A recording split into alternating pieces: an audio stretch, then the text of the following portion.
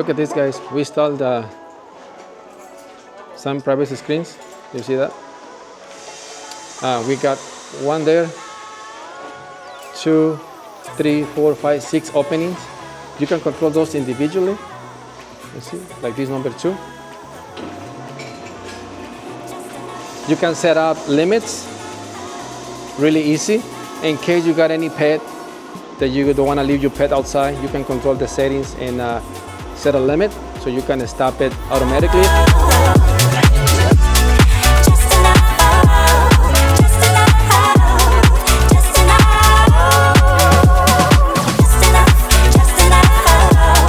I number these.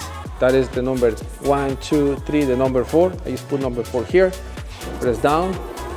That's it. Or I can control all of them at the same time.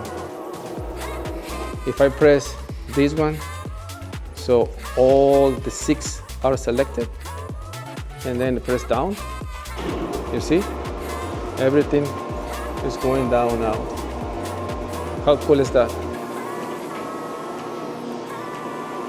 And the good thing, it gets really dark. They can block the sun between 75% to 95%. Really cool.